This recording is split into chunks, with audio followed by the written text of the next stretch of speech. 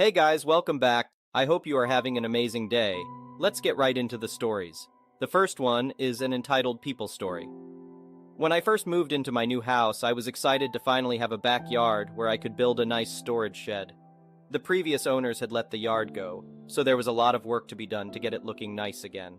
After a few weeks of intensive landscaping, I had transformed the overgrown mess into a cozy little oasis, complete with a flower garden, stone pathway, and plenty of room for my new shed.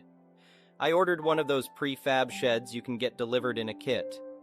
My brother and I spent a weekend assembling it, and after we were done, I was thrilled with how it turned out. The neutral beige color blended in nicely with the newly refreshed yard. I outfitted the interior with sturdy wooden shelves to hold all my gardening tools and equipment. For the first few months, the shed was just what I had hoped for. It kept everything neat and organized. But of course, nothing that brings me happiness can last too long around here. Not with the Homeowners Association board members lurking around. Let me back up a bit and explain about the Homeowners Association here. When I purchased the house, I didn't realize there was a Homeowners Association.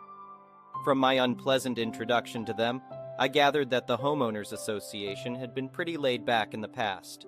But recently, some new members had joined the board, including a woman I'll call Karen. And Karen made it her personal mission to strictly enforce the most minor rules and regulations.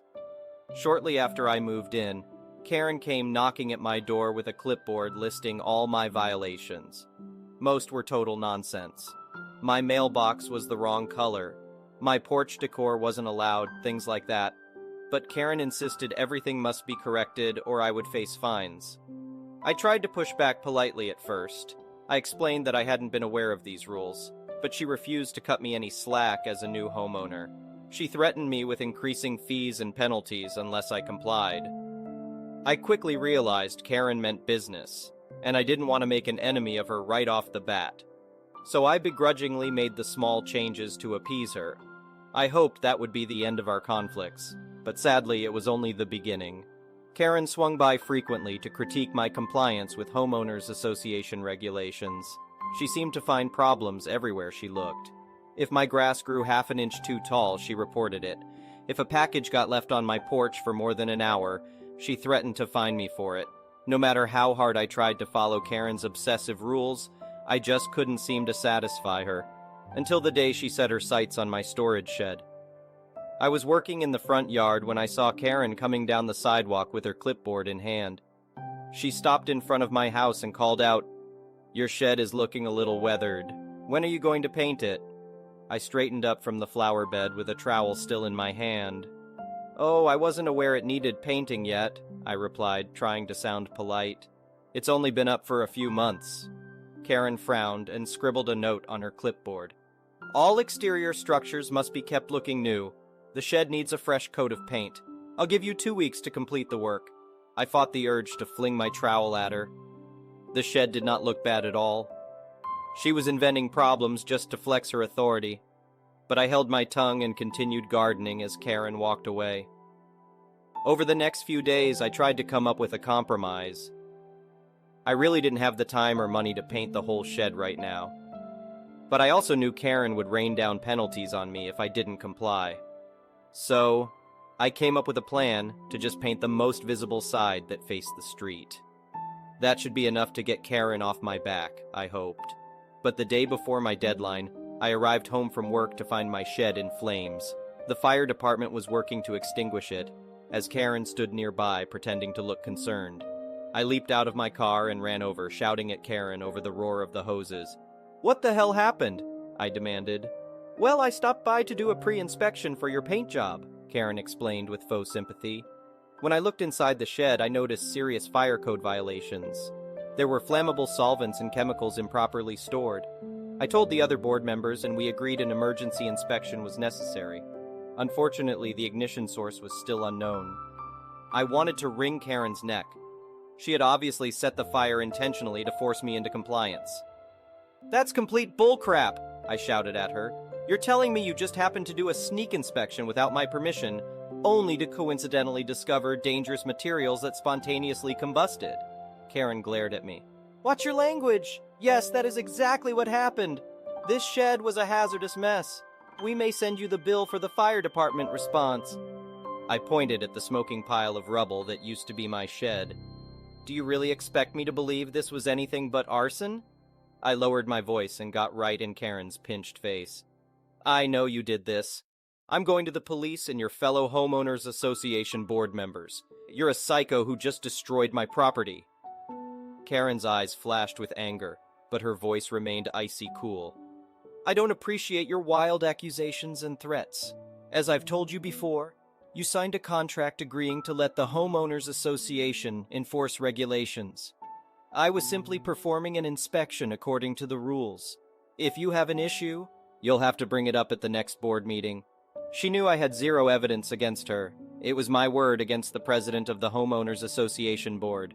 Karen strolled away without another glance at my smoking, ruined shed. Over the next few days, I debated how to proceed. I filed a claim with my home insurance and gave a statement to the fire department. But without proof, Karen was off the hook. That scheming pyromaniac had abused her power and destroyed my property just to flex her control over me. And she was ready to do it again if I didn't comply with her obsessive demands. Well, if Karen wanted to play dirty, I would have to fight fire with fire. Time to give her a taste of her own medicine. I rented a small backhoe, then waited for the perfect moment to commence my revenge. The very next time Karen left her house, I cranked up the machine. As she drove away, I rolled up to her immaculate home and began tearing up her front lawn. I dug deep, wide trenches across her perfectly manicured grass. Without hesitation, I plunged the scoop into her prized rose bushes, reducing them to a pile of shredded mulch. I then took aim at Karen's ostentatious water feature and smashed it to bits with the hydraulic arm. Water poured everywhere, mixing with the piles of dirt. I surveyed my handiwork and nodded with satisfaction. My next stop was the community clubhouse parking lot. Still seething with anger, I drove the backhoe through the doors of Karen's beloved clubhouse. I crushed her exercise equipment beneath the huge tires and demolished the rest of the interior furnishings. Finally, I parked the backhoe right in the middle of the lot and abandoned it there with the keys in the ignition. Let the Homeowners Association Board deal with this mess. I wished I could see the look on Karen's face, but I had done enough damage to get my revenge. The very next day, I installed a tall, solid privacy fence all around my entire property. I knew it violated Homeowners Association rules, but now I was at open war with Karen. She could threaten me all she wanted, but if she tried to burn down this fence like she did my shed, she would be committing arson in broad daylight. Soon enough, Karen came marching up my driveway with the police in tow. She pointed furiously at my fence while unleashing a barrage of threats and demands, but I simply waved cheerfully and told the officers I didn't consent to any searches or inspections of my private property without a warrant. They were powerless to intervene on behalf of the Homeowners Association without evidence of a crime. Karen was practically foaming at the mouth. She condemned me as an uncooperative homeowner jeopardizing the community's property values. I just shrugged and said if anyone was jeopardizing values around here, it was the arsonist Homeowners Association president. Without proof, the police warned Karen against any retaliation before leaving empty-handed. She knew I had her beat. Any further harassment from her would land her in legal trouble with the authorities instead of me. In the following weeks, I erected more rule-breaking structures in my yard: a pool, a large tool shed, and an outdoor kitchen. Karen and her cronies on the Homeowners Association Board tried every trick in the book, from fees to threats to another attempted police call-out. But I stood my ground, ignoring their desperate attempts to regain control. Finally, a petition circulated through the neighborhood to disband the Homeowners Association entirely. Karen had become a deranged dictator who abused her power and made people's lives hell. Homeowners were fed up and wanted out. On the day of the vote to dissolve the Homeowners Association, I wheeled a grill into my front yard and set up lawn chairs. As my neighbors arrived at the community center to cast their ballots, I greeted them with cold drinks and hot dogs. I even hung a big banner on my illegal fence that read, "Say bye to Homeowners Association tyranny." The voting was unanimous. Our neighborhood was finally free from the dysfunctional Homeowners Association and Karen's reign of terror. She knew her hateful behavior had backfired. Without an organization to hide behind, Karen was powerless. These days, my neighborhood feels like a community again. No more petty fines, harassing inspections, or power-hungry Karens. I even got a new storage shed built, this time in the middle of my backyard. The homeowners association rules are long gone and none of my neighbors care one bit about my so-called violations. As for Karen, last I heard she had moved to a new neighborhood and immediately tried to get on their homeowners association board. Some people never learn, but I will always fondly remember the day I fought back against her crazy abuses of power. This homeowner certainly doesn't miss the homeowners association one bit. The next one is a pro-revenge story. I worked in a state senator's office alongside a very smart and capable woman. She served as the senator's aide, but only for part of the year. I'm fairly certain she didn't have a career beyond that role, yet she was incredibly capable. This woman would always surprise me with her accomplishments. For instance, she once casually mentioned attending a conference in Australia to deliver a speech, and I was taken aback, thinking, wait, what?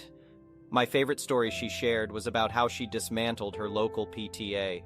In the United States, we have organizations known as parent-teacher associations. These are national organizations with local chapters for individual schools. Their primary purpose is to foster relationships between parents and teachers. However, they often devolve into groups where individuals, often likened to the stereotype Karen, impose unnecessary rules, overreact to minor issues, and generally cause disruptions. They're typically run by individuals who seem to thrive on creating and then solving problems, somewhat akin to an homeowners association for schools. This woman was the antithesis of a Karen. Instead of creating issues, she resolved them. She was deeply frustrated with the PTA at her children's school. The association was constantly causing disruptions and faced budgetary issues. Matters came to a head when the PTA began banning field trips and recess and misused fundraising proceeds and membership fees on administrative costs, among other concerns. That's when she decided she'd had enough. She joined the PTA, climbed its ranks, volunteered for every event, ran for office, and eventually became the president of the PTA. Using the bylaws and her newfound influence, she disbanded the chapter. The most impressive part? She then established her own local club to take the PTA's place, one free from the influence of a national parent organization and its bureaucracy. She successfully raised significant funds for exciting events, projects, and trips for the students. Her club operated far more efficiently than the PTA ever did. Thanks to her efforts, everyone at the school enjoyed a more harmonious environment. Truly, she was an extraordinary woman. The next one is a petty revenge story. Saw a couple who had filled their trolley with toilet roll arguing with an elderly couple who had asked for one packet because there wasn't any on the shelves and they'd ran out. These two were a right piece of work and being quite abusive to the elderly couple. I went over to the elderly couple and told them to finish their shopping and that I would come and find them. They go off and arsehole couple carry on what they're doing. When their backs are turned, I grab 2 packets out of their trolley, go and find the elderly couple and give it to them. I then went and found a shop assistant and told them about arsehole couple being abusive to the elderly, and when they get to the checkout, their trolley is taken off them and they're escorted out by security. This has made me extremely happy. The next one is a malicious compliance story. My dad was diagnosed with cancer last year. It's a severe type, cholangiocarcinoma, and by the time he was diagnosed, he was already at stage 4. Doctors estimated he had it for 2 years by then. Shortly after he informed me, I visited him where he resides, which requires a 2-leg flight from where I live and where our office is located, totaling almost 12 hours of travel from the originating airport to the destination airport. This visit was a year ago. Fast forward to a year later, I want to visit him again. He's managing with chemotherapy, but we're all bracing for any adverse event that might occur, after which things could become complicated and I might lose him. So I asked my employer if I could work from my dad's house. I'm running low on PTO. I live in the US, where most people receive 10 days a year of paid time off, excluding holidays, and since I already work from home, I assumed they would agree. However, my manager declined, stating I must use my PTO without providing a specific reason. I decided that spending time with my dad was more crucial, so I chose to use my PTO. A week before my flight, a project manager, different from my direct manager, contacted me. It turns out we have a client located just an hour's drive from my dad's place, and they require approximately 2 hours of on-site work. She inquired if I could spare a few hours to complete that task. I declined without offering an explanation. I sympathized with the project manager, and I usually support the idea of, since I'm here, I might as well complete this task now to save resources later. However, since my manager instructed me not to work, I won't. If they had permitted me to work from my dad's house, considering I already work remotely and my dad has a reliable internet connection, I would have accepted the brief assignment. Now my company will need to purchase plane tickets and cover another technician's time and expenses, including travel, car rental, accommodation, and daily allowances.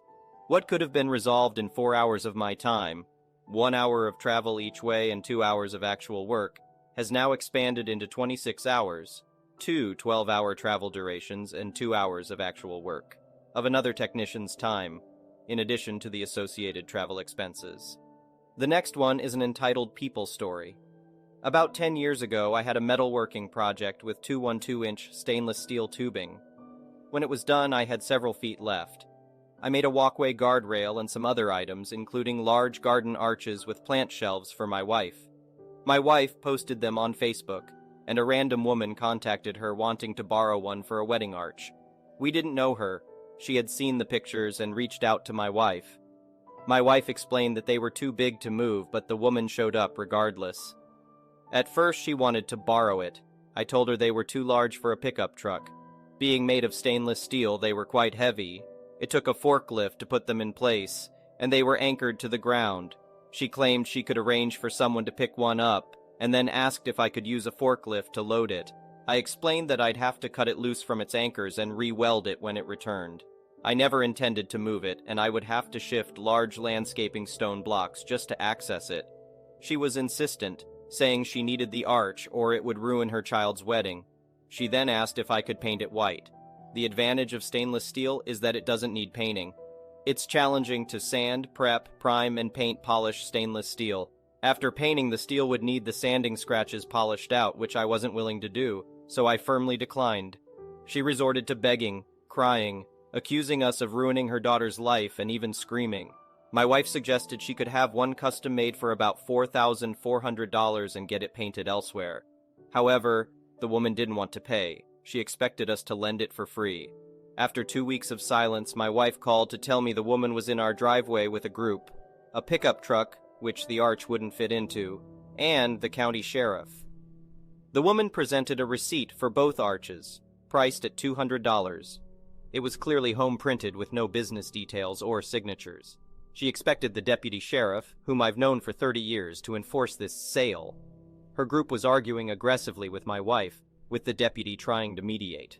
The woman was still screaming. I explained the situation to the deputy, who then spoke with my wife. He had to call in 2 more deputies for backup before they could remove the group from our property. I don't know how the wedding went, but it certainly didn't feature my wife's arches. I would never consider moving 4,000-pound stone blocks, damaging my yard, using a cutting torch to free the arches, transporting my forklift from my shop to my home, and then reversing the process just to lend the arches to someone. On a brighter note, the arches did inspire some friends.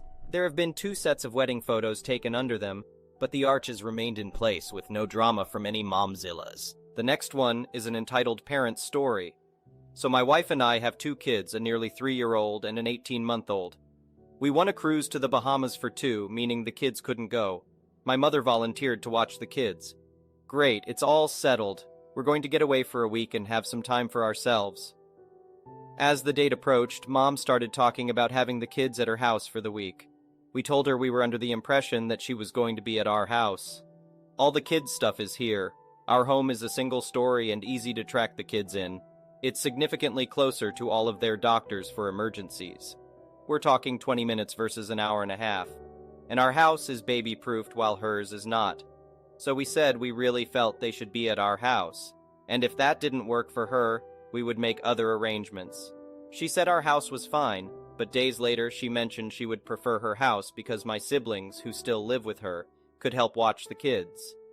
These are the same siblings we were told needed instruction on how to be nice to toddlers, which is why we weren't invited to Thanksgiving.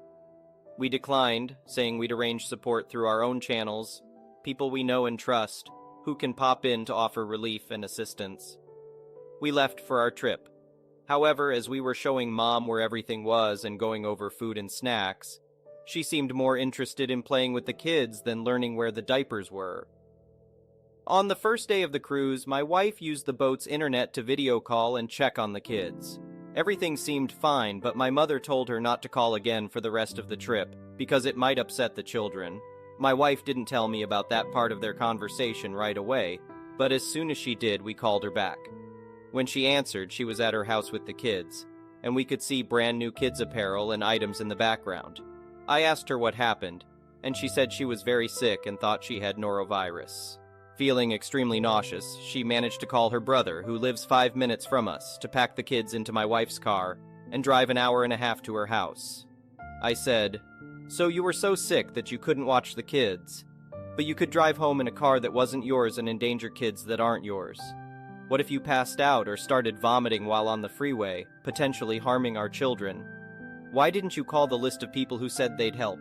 Some had set aside parts of their weeks to assist, and one even stayed in a hotel to be nearby in case of an emergency. Now they're far from home and unaware of what's happening." Her initial response was that she truly was sick. I never accused her of not being sick, though I had my doubts.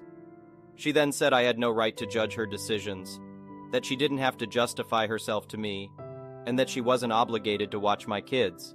I told her to take my kids home, as someone else would watch them. When she dropped the kids off, she was rude to their new caretakers. Once I knew the kids were safe, I sent her a message saying she clearly didn't respect us as parents. It doesn't matter how many kids she raised, these are ours. We have the right to know what's happening with our children. Any responsible person would have called and asked us what to do before taking such actions. If roles were reversed, she would have been furious, and I know this because I've seen her react before. She didn't need to see the kids again if she was going to undermine us, and then act immaturely when confronted. The next day she replied, saying she didn't realize her actions were so far out of expected parameters, and acknowledged that parents have their own rules. However, she never apologized. We blocked her on social media and haven't spoken to her since. Thank you for watching. I would really appreciate it if you could like the video and subscribe to our channel if you haven't already. We'll see you again tomorrow.